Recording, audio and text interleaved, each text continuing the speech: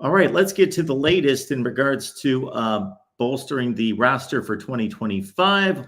No one ever said that Lincoln Riley could not sign wide receivers. They've got one out of Houston, Texas, in Tanook, Hines, who's the 35th rated wide receiver. I know Tim is married to those rankings, so he wants to make sure I get those rankings out. And Tim, get this, the 42nd ranked player in the state of Texas. So mark that down. I know that's very important to you. 42 is a great number. There's also 42 offers this young man got, including schools, some little schools like Alabama, Georgia, Michigan. Who else? LSU, Miami, Tennessee, Oklahoma, Texas A&M. So, I mean, yeah, they're really good at what they do over at those places. But I tend to, when you see Georgia coming in with a late offer in May, and these schools realizing a guy that has 10.45 speed with football skills, well, you know, that's probably someone you want on your team. I mean, that's elite. And I think he's about 6 feet tall, but he plays a hell of a lot bigger than that for a guy his size. And remember, this guy's only 16, 17, 18, whatever years old.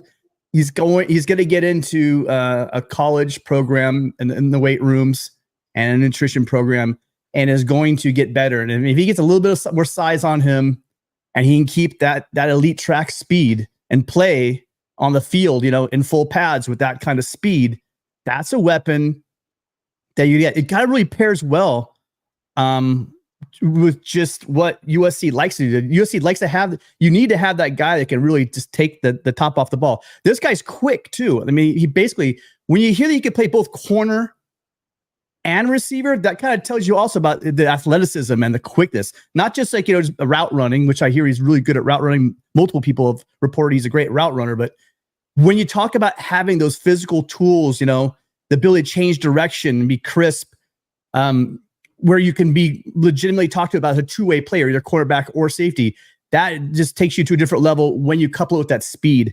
You know, I'm really glad because, you know, what was it? A couple of weeks ago, we got Corey Sims, not a burner, but a big guy that plays and plays physical and gives those tough catches.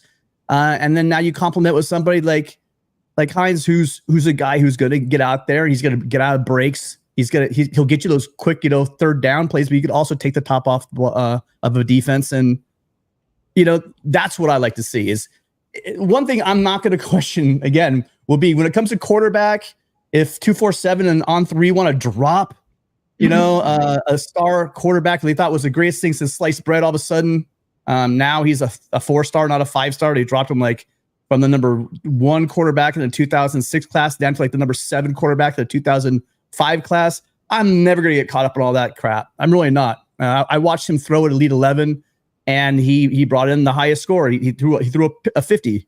You know, that tied the record was set by your guy CJ a couple years ago. So I mean, it's not like these rankings are the end all be all. If he's 42 in the state of Texas, but the names I just named for you, the receiver rooms want this guy, I'm going to take their evaluation over what I'm sure, and they do. Rivals and On 3 and 247. These guys do a great job, but I'm going with the college coaches over their analysis, to be honest with you. My reaction to USC getting another wide receiver is that Lincoln Riley is basically like an Italian grandmother. And what I mean by that is I can imagine, you know, at an Italian restaurant, Julian Lewis is there with a knife and fork. He's wearing a bib, and Lincoln Riley is the Italian grandmother. You want another wide receiver? I'm going to give you another wide receiver. Like, Lincoln Riley's making sure that Julian Lewis is well fed, that he's well stocked, that he has all the weapons, all the toys at the store. Like, let me give you some more, you know? So he's making sure that Julian Lewis is really well fed, that he's not going under-resourced. Like, that to me is really the news story, because like, it's not as though USC needs wide receivers more than anything, but a way to make sure that Julian Lewis is happy that Julian Lewis doesn't jump. Here's another spicy meatball. I mean, here's another wide receiver. Make sure you grow up big and strong. So it's Lincoln Riley feeding Julian Lewis, making sure his big boy is well taken care of. Like that really, to me, is the main story in all this. And then you do have to worry about the fact that you're going to have a lot of USC's receiving core. They don't have a lot of eligibility left, so they do need to stock up in this 2025 class. They are going to need those numbers. And like you just astutely brought up, the Julian Lewis factor is going to be one that, I mean, why wouldn't you want to go and play for a quarterback that is just pinpoint accurate with the ball and just gets the ball out to where it needs to be? So, and then also playing for Lincoln Riley and Lincoln Riley's system. I don't think they have trouble. There's certain schools that don't have trouble selling wide receiver to the country, right? Ohio State's one of them, USC's another. You're always gonna have great athletes, and both schools just year in, year out crank guys into the NFL. And if you look at the guys in the NFL from USC, they're all doing very well that they're in the NFL as well, not just when they did at USC. So that proven production and the ability to get you not just to the league, but also get you ready to excel in the league. I would have to say to you, though, I think guys like Amon-Ra St. Brown and Drake London, they were going to succeed no matter what you did. I mean, that was pretty much inside them. But you really do have that track record. And like we try to say to people, NIL's big, but these truly elite athletes are thinking about the next level. That's the first thing they think about.